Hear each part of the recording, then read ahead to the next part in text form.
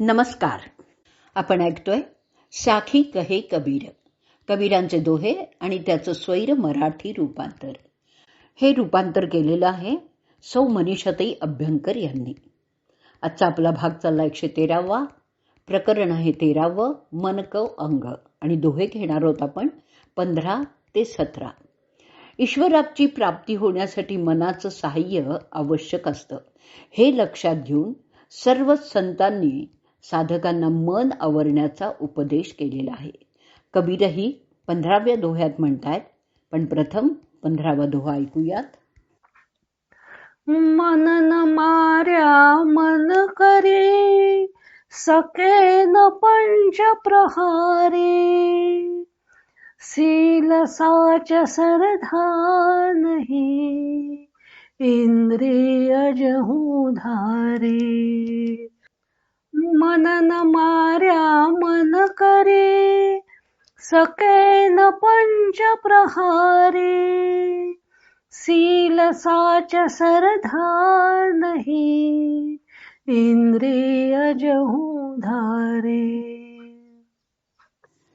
कठीण शब्दांचे अर्थ. मन करी, संकल्प सहित. पंच, पंच म्हणजे पाच. पाच काय? काम, क्रोध, लोभ, मोह, मद हे 5 शत्रू. सील, सील म्हणजे शील. साच, साच म्हणजे सत्य. सरधा, सरधा म्हणजे श्रद्धा, विश्वास. दोह्याचा अर्थ ऐकूयात. हे साधका, तू मनावर नियंत्रण ठेवलं नाहीस किंवा काम, क्रोध, लोभ, मोह आणि मद या 5 प्रहारही केला नाहीस. चारित्र्य, सत्य आणि श्रद्धा इत्यादी गुणांचा लोप झालेला आहे. आता कबीर म्हणतायत की जर मन आजच इंद्रियांच्यावर अधिकार गाजविल तर नक्की भवसागरातून उद्धार होऊ शकतो, अन्यथा अशक्य आहे, म्हणजे नाहीच आहे. संकल्प करणं हा मनाचा धर्म आहे. मन संकल्प करीत नाना विषयांचं चिंतनही करत असतं, विषय मिळवण्याचा प्रयत्न करत असतो. त्या मनावर नियंत्रण मिळवलं नाही की काम, क्रोधादी हे 5 चोर त्यावर नियंत्रण मिळवतात आणि जीवाला अधःपाताचा मार्ग दाखवतात. शील, सत्य आणि श्रद्धा वगैरे गुणांचा लोप करतात. तेव्हा साधनेच्या मार्गात जर अग्रेसर व्हायचं असेल तर आजच इंद्रियांवर ताबा मिळवायला हवा. आणि इंद्रियांवर ताबा मिळवण्यासाठी मन कह्यात आलंच पाहिजे, नाहीतर अधपात अटळच आहे. यावरची मराठी साखी ऐकूयात. संकल्पासह मना न मारिसे, 5 प्रहार करतात, शील सत्य श्रद्धा न उरे, मग मनास ठेवी काबूत.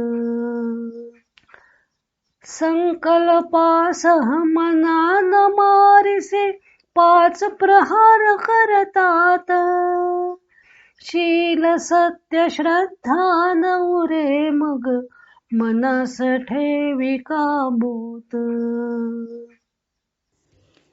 पुढच्या म्हणजे 16वा दोहा आपण ऐकूयात. त्या दोह्यात कबीर काय सांगतायत ते पाहूयात. कबीर मन भी करई पड्या, गया स्वादि के साथी, गल का खाया भरे जता, अब क्यों आवै हाथी. कबीर मन भी करई पड्या, गया स्वादि के साथी, गल का खाया भरे जता, अब क्यों आवै हाथी. कठीण शब्दांचे अर्थ. बिकरई, बिकरई म्हणजे विकारात. बरजता म्हणजे वर्जित. गलका म्हणजे स्वादिष्ट भोजन किंवा राजभोग. दोह्याचा अर्थ ऐकूयात. कबीर म्हणतात की मन विषय वासनांच्या मध्ये गुंतलेलं आहे. जी वस्तू घशापर्यंत पोचली आहे ती वस्तू गिळण्यापासून आता थांबवता येत नाही. त्याचप्रमाणे जे मन इंद्रियांच्या ताब्यात गेलं आहे ते आता कोणत्याही प्रकारे परत फिरवता यायचंच नाही. साधकांनी आधीपासूनच विषय विन्मुख होऊन राहायला हवं. एकदा मनाला विषयांची गोडी लागली की ते विषयांमधून बाहेर येतच नाही, म्हणजेच विषयांना ते चटावून जातं. कबीर इथे घासाचं उदाहरण देत आहेत. एकदा का मुखात घातलेला घास गळ्यापर्यंत पोचला की मग त्याचा परतीचा मार्ग बंदच होतो. तसंच एकदा का विषयांनी मनात प्रवेश केला की त्यापासून अलिप्त राहता येणं फार कठीण असतं. आता ह्याच्यावरची आपण मराठी साखी ऐकूयात. विषयामध्ये मन सापडले रमते विषय स्वादी, घास मुखातील घशात गेला पुन्हा न ये मागुती. विषयामध्ये मन सापडले रमते विषय स्वादी, घास मुखातील घशात गेला पुन्हा न ये मागुती. विषयभोगांचा परिणाम काय होतो ते कबीर 17व्या दोह्यात सांगणार आहेत. आपण 17वा दोहा ऐकूयात. कबीर मन गाफिल भया सुमिरन लागे नाही, घणे सहेगा सासना जम के दरगा माही. कबीर मन गाफिल भया सुमिरन लागे नाही, घणी सहेगा सासना जम के दरगा माही. कठीण शब्दांचे अर्थ. गाफील अचेत, घणी आत्यंतिक, सासना वेदना, दरगह दरबार. दोह्याचा अर्थ. मन गाफील राहिलं आहे, ते भगवंताचं स्मरण करतच नाही, त्यामुळे त्याला मृत्यूनंतर यमराजाच्या दरबारात खूप यातना सहन कराव्या लागतील. विषयांमध्ये आसक्त झालेलं मन विषय प्राप्त होण्यासाठी कोणत्याही थराला जाऊ शकतं. त्यामुळे सत्य, दान, दया इत्यादी गुणांचा लोपच होतो. विषय भोगातच मृत्यू आला की यमराजाच्या दरबारात त्याला आपल्या कृतकर्मांचा जाबही द्यावा लागतो. त्याच्या दरबारात सर्व कर्मांचा लेखाजोखा लिहिलेला असतो. त्याप्रमाणे केलेल्या सर्व कर्मांचं फळ हे भोगावंच लागतं.